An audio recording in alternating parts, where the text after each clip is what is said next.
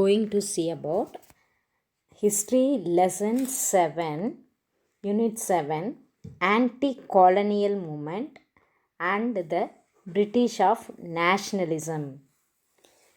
எப்படி அந்த காலனியல் மூமெண்ட்டை காலனி ஆதிக்கத்தை எதிர்த்தாங்க, அப்புறம் தேசியவாதம் இந்தியாவில் எப்படி பரவ ஆரம்பிச்சிச்சு அப்படின்றது தான் இந்த lesson.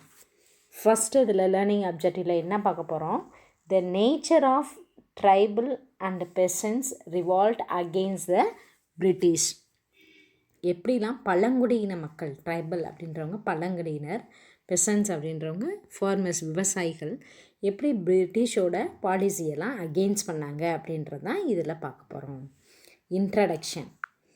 On 23rd June 1757, the Nawab of Bengal, Sirajud-Dowla, was defeated by the East India Company at the Battle of Plassey. 23 June 1757ல நவாப் ஆஃப் பெங்கால் யார் இருக்கா? சிராஜுத்தௌலா. இவருக்கும் ஈஸ்ட் இந்தியா கம்பெனி பிரிட்டிஷ்க்கும் பிளஸ்ஸி அப்படின்ற இடத்துல போர் நடக்குது. பேட்டில் ஆஃப் பிளஸ்ஸி அப்படின்றது. The battle was orchestrated by the Robert Clive, commander in chief of the East India Company, who managed to get the Gladstone's support from Mir Jafar, the uncle of Sirajuddaulah, and the chief of the Nawab army. இதில் East India கம்பெனிக்கு ஒரு commander in சீஃபாக இருந்தவர் Robert Clive. 1757ல் சிராஜுத்தௌலாக்கும் East India கம்பெனிக்கும் பிரிட்டிஷ்க்கும் பிளஸ்ஸி அப்படின்ற இடத்துல என்ன நடக்குது? பேட்டில் ஆஃப் பிளஸ்ஸி அப்படின்ற வார் நடக்குது. அதில் ராபர்ட் கிளைவ் தான் பிரிட்டிஷ்க்கு ஒரு தலைமை ஆளுநராக இருந்து செயல்படுறாரு இந்த வாருக்கு. இந்த ராபர்ட் கிளைவுக்கு ரொம்ப ஹெல்ப் பண்ணுறவங்க, இந்த பிரிட்டிஷ் ஈஸ்ட் இந்தியா கம்பெனிக்கு ஹெல்ப் பண்ணுறவங்க மீர் ஜாஃபர்.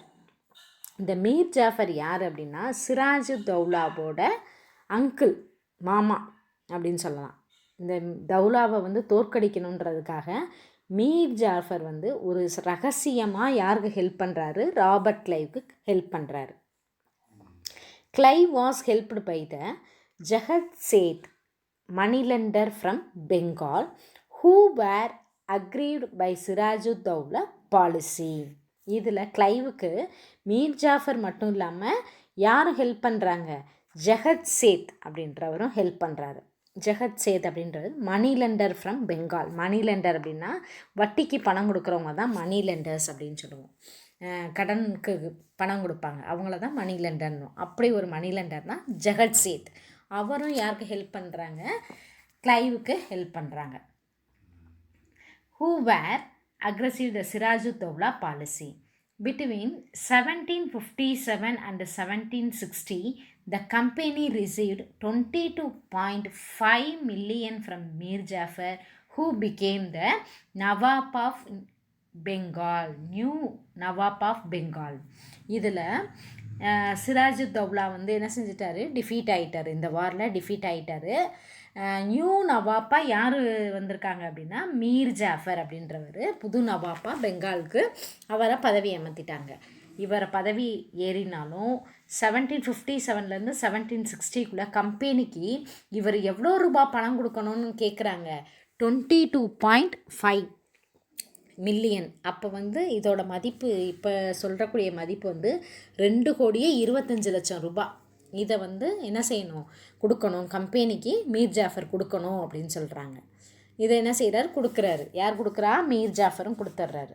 த same money was later invested to proposal the industrial revolution in Britain, which rapidly mechanized the British textile industry. இவர் கொடுத்த இந்த 22.5 மில்லியன் ருபீஸ் தான் எதுக்கு இவங்களுக்கு பிரிட்டிஷ்க்கு உதவுச்சு?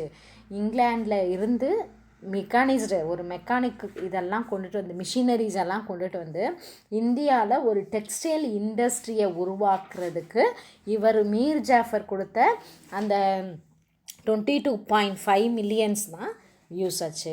On the other hand, India was led to the path of de-industrialization and forces to create a market for the produced manufactured in Britain. இவங்க வந்ததுக்கப்புறம் இவங்க பிரிட்டிஷ் இண்டஸ்ட்ரியல் கொண்டுட்டு வந்ததுக்கப்புறம் இந்தியாவில் கொஞ்சம் கொஞ்சமாக அந்த டெக்ஸ்டைல் இதெல்லாம் என்ன அழிய ஆரம்பிச்சிருச்சு. The plunder of India, the East India Company continued for the another 190 years. இது மாதிரி எவ்வளோ நாள் நம்மளோட வளங்களையெல்லாம் சுரண்டி இருந்திருக்காங்க ஈஸ்ட் இந்தியா கம்பெனி அப்படின்னா 190 இயர்ஸாக இவங்க நம்மளை ஆக்கிரமிச்சுக்கிட்டு தான் இருந்திருக்காங்க. யார்? British. In this lesson, the story of resistance and the varied range of response against the British rule in Indian subcontinent from the early and mid-19th century to the early 20th century and outlined. இந்த லெசனில் என்ன பார்க்க போகிறோம் அப்படின்னா, இந்த British rule, இந்தியாவில் British rule எப்படிலாம் இருந்துச்சு, எவ்வளோ ஆக்கிரமிப்புகள் Indian சப்கான்டினென்ட்டில் 19th and 20th century அந்த மிடில்குள்ளே இவங்களோட ஆக்கிரமிப்புகள், இவங்களோட அக்ரஸிவ்ஸ் இதெல்லாம் எவ்வளோலாம் இருந்துச்சு அப்படின்றது தான் பார்க்க போகிறோம். First peasants and tribal resistance. First யாரோட புரட்சிகள், கிளர்ச்சியை பற்றி பார்க்க போகிறோம். ரெசிஸ்டன்ஸ் அப்படின்னா கிளர்ச்சி அப்படின்னா. பெசன்ட்ஸ்னால் விவசாயிகள் அப்படின்னு படிச்சிருக்கோம். அண்டு ட்ரைபல் அப்படின்றவங்க பழங்குடியின மக்கள் அப்படின்னு சொல்லுவோம். காடு மலைப்பகுதியில் வசிக்கிறவங்களாம் பழங்குடியினர் அப்படின்னு சொல்லுவோம். அவங்களோட இதை பற்றி பார்க்க போகிறோம். While the urban elite of India were busy responding to the Western ideas and rationality by engaging in various socio-religious reform movement, a far more aggressive response to the British rule emerged in rural India. இந்தியாவோட first மேற்கத்திய கலாச்சாரம், western ideas, மேற்கத்திய கலாச்சாரங்களை பரவணும் அப்படின்னு நினச்சாங்க. And various social religious reform, நிறைய மாற்றங்கள், சமுதாயத்தில் நல்ல மாற்றங்களை கொண்டுட்டு வரணும் அப்படின்னு சொல்லிட்டு பிரிட்டிஷ் ரூல் இந்தியாவில் நிலவ ஆரம்பிச்சிச்சு. அதுவும் ஃபஸ்ட்டு ரூரல் இந்தியா, ரூரல் பகுதி, கிராமப்புற மக்களை தான் இதை வெகுவாக பாதிச்சிச்சு. The traditional elite and peasantry along with the tribal revolt, இவங்களோட இதெல்லாம் அந்த ரூல்ஸ் எல்லாம் பார்த்து அந்த பழங்குடியின மக்கள், விவசாயிகள் எல்லாரும் பல கிளர்ச்சிகளில், ரிவால்ட் அப்படின்னால என்னது, கிளர்ச்சிகளில் இறங்கினாங்க. They were not necessarily seeking the removal of British, but rather the restoration of the pre-colonial order. Colonialism கூட ஓகே, ஒவ்வொரு பகுதியாக கேப்சர் பண்ணி என்ன செஞ்சுருக்காங்க, காலனி ஆதிக்கம் பண்ணியிருந்தாங்க, அது கூட ஓகே. ஃபஸ்ட்டு இருந்த ஸ்டேஜ் கூட ஓகே. ஆனால் இப்போ இருக்க என்னவாகுது, பிரிட்டிஷோட ஆக்கிரமிப்புகள் அதிகமாகுது அப்படின்னு நினச்சி தான் இவங்க பெசன்ஸ் இதெல்லாம் என்ன செய்ய ஆரம்பித்தாங்க, இவங்களை அகெயின்ஸ்ட் பண்ண ஆரம்பித்தாங்க. யாரை அகெயின்ஸ்ட் பண்ண? பிரிட்டிஷை அகெயின்ஸ்ட் பண்ண ஆரம்பித்தாங்க. There were nearly 100 peasants uprising during the British. 100க்கு மேற்பட்ட, 100 அப்படின்றது 100க்கு மேற்பட்ட கிளர்ச்சிகள் பிரிட்டிஷ் ரூலை அகெயின்ஸ்ட் பண்ணி இருந்திருக்கு. They can be classified into following categories. இது ஒரு ஃபஸ்ட்டு ஒரு 2 மார்க் கொஷினில் உங்களுக்கு வரும்.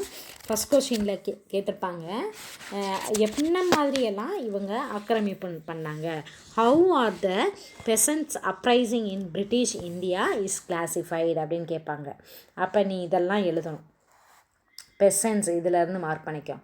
First 2 mark question. என்ன கொஷின் இது? How are the peasants uprising in British India classified அப்படின்னு எழுதுவாங்க. The peasants uprising during British rule, இதை தேவ அடிச்சிருங்க. Can be classified into following categories. Following categories அப்படின்னு பார்த்தோமா, ஃபஸ்ட்டு 2 மார்க் கொஷினில் இது ஹெட்டிங் 2 மார்க் இருக்கிறதுனால ஹெட்டிங்கை மட்டும் எழுதிக்கங்க. Restorative rebellions, religion movement, social banditry, mass insurrections அப்படின்னு இந்த ஹெட்டிங்கை மட்டும் என்ன எழுதுங்க, ஃபஸ்ட்டு 2 மார்க்கில் எழுதுங்க. என்ன question? How are the peasants uprising in the revolt அப்படின்னு கேட்கப்ப இந்த ஹெட்டிங்கை மட்டும் நீங்கள் எழுதுனா போதும். இதுதான் first 2 mark question. Okay, first one பாருங்கள். எஜிடேஷன்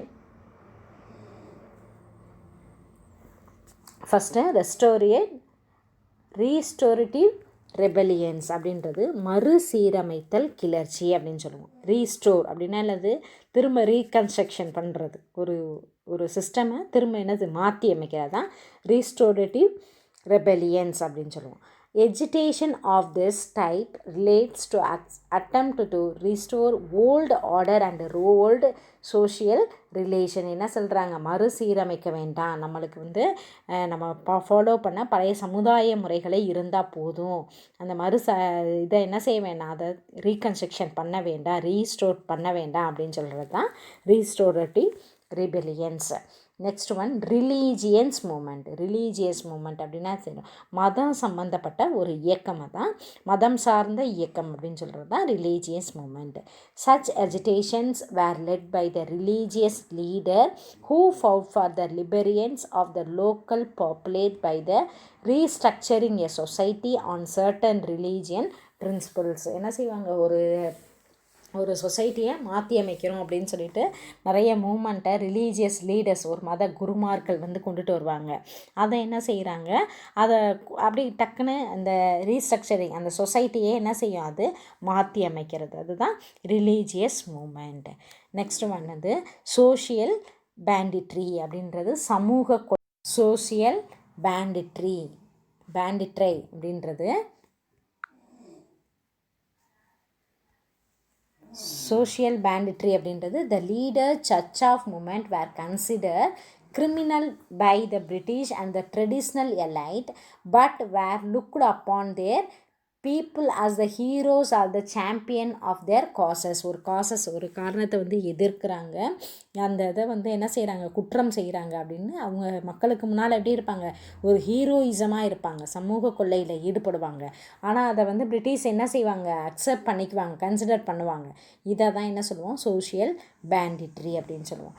மாஸ் இன்சூரேஷன்ஸ் அப்படின்றது மக்கள் கிளர்ச்சி, மக்கள் எல்லோரும் சேர்ந்து என்ன செய்கிறாங்க, ஒரு லீடரே இல்லாமல் அவங்களா ஒரு இஷ்டத்துக்கு ஒரு இடத்துல வந்து என்ன செய்வாங்க, ஒரு போராட்டம் பண்ணுறாங்க. அது இல்லையா, அந்த பிளேஸில் அது கொஞ்சம் நாளில் இருக்கும், அப்புறம் அப்படியே அமைதியாகிடும், அப்புறம் இன்னொரு பிளேஸில் செய்வாங்க. அதான் மாஸ் இன்சூரேஷன் அப்படின்றது மக்கள் கிளர்ச்சி. யூஸ்வலி லீடர்லெஸ் அண்டு ஸ்பான்டேனியஸ் அப்ரைசிங், ஒரு லீடர், யாருமே லீடராக இருக்க மாட்டாங்க, அவங்களாவே என்ன செய்வாங்க, ஒரு இடத்துல போராட்டத்தை நடத்துவாங்க. இதெல்லாம் தான் மாஸ் இன்சூரேஷன்ஸ் அப்படின்றது. இது எல்லாமே என்னது, இந்த ஹெட்டிங் மட்டும் என்னது, first 2 mark question. Take your pencil and mark the question answer. First கொஷினை எல்லோரும் மார்க் பண்ணிக்கோங்க. நெக்ஸ்ட்டு பார்க்கும்போது changes in the revenue system. அப்புறம் என்னெல்லாம் சேஞ்சஸ் நடந்துச்சு, ரெவன்யூ நில வரியில் என்ன, ரெவன்யூ அப்படின்னாலே என்னது, வரி செலுத்துதல், நிலவரி கட்டுறது தான் ரெவன்யூ அப்படின்னு சொல்லணும். அதில் என்னென்ன மாற்றங்களை கொண்டுட்டு வந்தாங்க. The East India Company restructured the Mughal revenue system across India in such a manner that it increased the financial burden on the பெசன்ஸ். முகலாயர்கள் இருக்கும்போது ஃபஸ்ட்டு முகல்ஸ் தான் என்ன செஞ்சாங்க, ரெவன்யூ சிஸ்டம், நிலத்துக்கு வரி வசூல் பண்ணுறதே கொண்டுட்டு வந்தாங்க. அவங்க மட்டும் இல்லாமல் அவங்களோட சேர்ந்து அதுக்கப்புறம் என்ன, ஒவ்வொரு நிலத்துக்கும் வரி வசூல் வந்து யார் பண்ண ஆரம்பிச்சிட்டாங்க, பிரிட்டிஷ் பண்ண ஆரம்பிச்சிட்டாங்க. There was no widespread system of private ownership of the land in British India. இவங்க இருக்கும்போது, முகல் இருக்கும்போது ஒரு நிலத்துக்கு ஒரு குறைந்த மதிப்பீடு மட்டும்தான் நிலவரி செலுத்துகிற மாதிரி இருக்கும். ஆனால் இவங்க வந்ததுக்கப்புறம் ஓனர்ஷிப்பும் கட்டணும், அந்த நிலத்தை ஆள்றவங்களும் என்ன செய்யணும், வரி கட்டணும் அப்படின்னு சிஸ்டத்தை சேஞ்ச் பண்ணாங்க. Next one